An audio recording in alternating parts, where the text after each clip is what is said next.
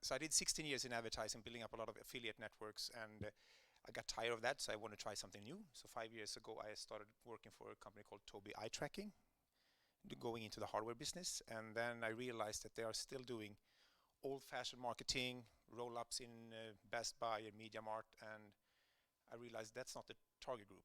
So I started looking into esports, and I had no clue. I'm not even a gamer.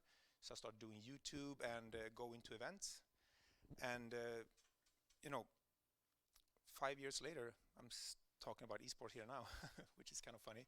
So what I did, I traveled around the world, did a lot of physical esport events and also online events in US, China, and Europe. And I'm trying to give you some insights, what I've learned, coming from the traditional online marketing and what esport can do for you guys. And also, end of the day, we're going to introduce you all to a little esport competition here today in Frankfurt. Come to that later. So first, a little quick what Gload is. I'm not going to do a sales pitch here, but we are a company, and our vision is to enable all players to play multiple games, to basically do their own, elevating, learning more, having fun, so more of the grassroots level. That's what we are. And if you want to know more about that, I have my colleagues out there. They can talk about that. But first, what is esport, versus gaming? The definition of esport, professional gamers competing to win tournaments. And, a gamer simply playing games. And the key thing is that a lot of people talk about esport, but basically it's just a hardcore pivot of gamers, the top of the iceberg, which is nice. There's a lot of famous people, there are professionals, but going back to Teemos also, a lot of the player base is below the sea, which is actually the target group, the people that are buying the products. And stealing some numbers here, more numbers, but there's also, when you're looking at esports, there's two ways to look at them. Enthusiast gamers and just audience, viewers. And the difference there is same as regular sports, basically. Enthusiast gamers, they play game and watch games. But the, occasional viewers just watch it. I usually compare it with me and my son. He plays football and he also watches football. I don't play anymore. I'm too old for that, so I just watch. So I'm an occasional viewer when it comes to football, but he's actually, enthusiast. So, versus classic sport. Esport, the definition according to Wikipedia. You can see here, it's a form of competition using video games, organized, multiple gamer individually in different tournaments. And it's very easy if you've done, classic sport. You say you sponsor different teams or sports. The same thing is actually in esport. It's not that hard. You have football, you have tennis, you have golf. In esport, it's called, PUBG, Apex, Valorant, League of Legends. So when you say you're going into esport, you cannot just say esport. You need to figure out, basically, like Timo said, what is your target group and which game, fits your product and portfolio. And it's growing, especially now after the pandemic. So this, the fans in esport is basically like a regular football or other sports fans.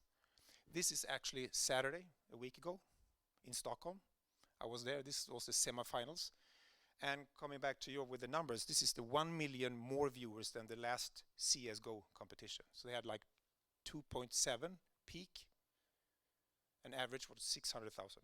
And as you can see here, looks like a football game almost. Fans, flags, 10,000 people in the stadium, Stockholm. So it's not much different from classic sport. It's just younger people and different sports. So, coming into another comparison, I usually say that esport is kind of the teenager in the state of an industry. I was, as I said before, part of the ad tech industry. Then we have to explain why should you do internet in the early 2000s instead of TV and radio. Now internet is basically part of every marketing mix. It's not a discussion. I think the similarities to esport as well. If you want to reach the teenager, they are, it's a hyper growth, innovative, playful, big potential, cheap actually, compared to classic sport. And some more numbers you can see here. Advertising and sponsorship is growing, and it was actually more accurate numbers and updated numbers from Timo here, but it's growing like crazy. And the good thing with esport is obviously it's young. You can do a lot of fun things, and it's pretty cheap. Classic sport, more the old, tired person. Still those structures, federations, so it's much organized. So the way I see it, it's a lot of things we can learn between esport and classic esport. We can steal a lot from the classic stuff, structure, but they can also look into, so it's not a, classic sport versus esport. We should work together in a lot of things and learn from each other. And then if you go in, it's like everything else. You need to figure out, do you want awareness or engagement, depending on what kind of brand you are. Luxury brands is moving in. You can see, Louis Vuitton. They built the whole suitcase for the price for League of Legends. They actually took the whole outfit from the game and put it into a real outfit. They sold out the whole thing in 24 hours. A backpack for 4,000 euro. It's pretty amazing. And this is a 1 week old campaign for Paco Rabanne. They did a robot. They did a video game with that. So they're trying to move into the industry in a playful way. So this is activation sometimes, and it's also sometimes brand awareness. The key thing when you're going into esport and gaming is that you need to be thinking, who are you talking to? You can do it, pretty good, when you can do it not so good. So not to step on any toes, but this is one of the biggest company in the world, but they did this one, if you have seen it.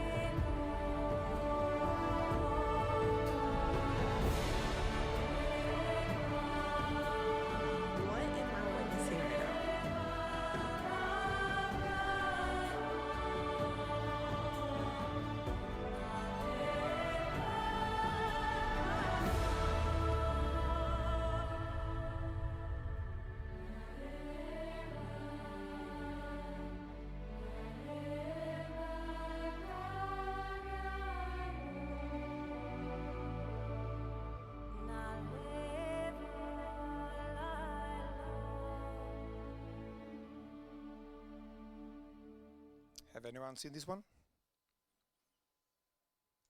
Feedback didn't go that well. Basically, everybody hated it. 2,500 downs, and then 300 up. The reason is that they were in touch with their gaming community. It's because it's like throwing down the weapons. It's like a football field.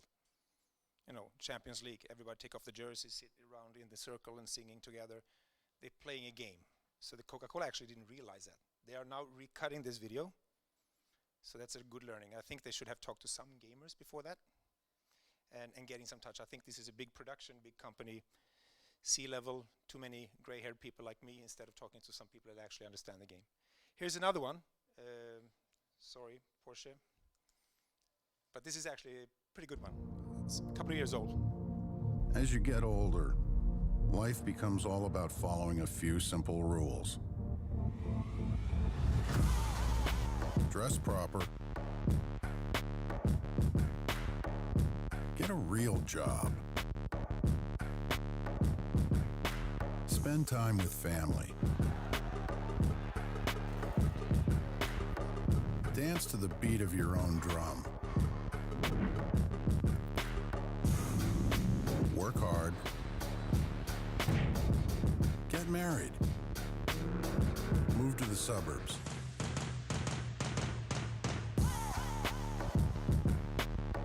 start a family, be humble. Time to grow up.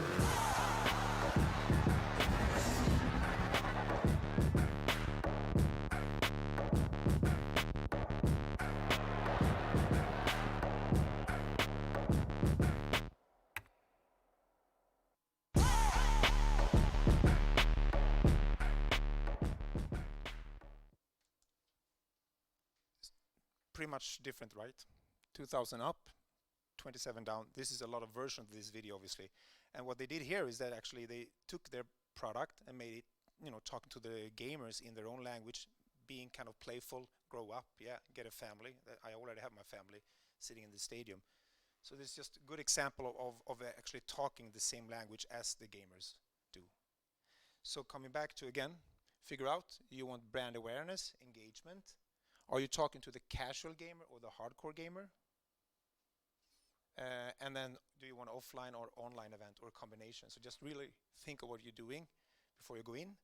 And so the big thing and takeaway I would like to give you from my experience is that you can easily buy impressions and do a big campaign, but engagement is harder. And that's really a thing. So these videos also usually come in different versions, and then it just spreads virally. And there is a lot of data because it's online and it's gaming, but data is not always important. It's the insight. What do you read out of the data? You can collect tons of data, but do you really can use it? There's some people here that actually can help you use the data pretty good, but that's actually really, really important. And then people spend more time, playing video games than they spend elsewhere. So going back to whatever they said before here is that you need to, go where their customers are.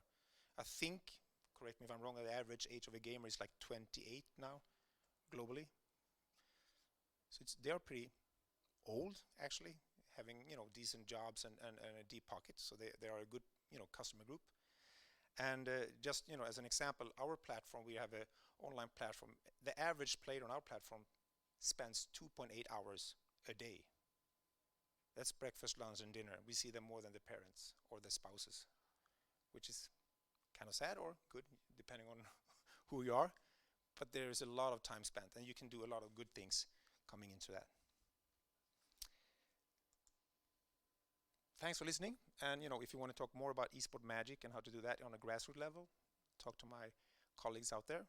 Now, up with your phone and please enter a competition. You scan the barcode. It's a little Pac-Man quiz about eSport history, and you just type in your email and name, and there is a crazy good keyboard from HyperX you can win. The winner is tomorrow at 3 o'clock. Thanks. Questions?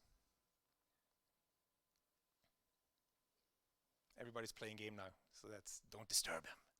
I started it. That's actually my cue to not getting questions. Thank you.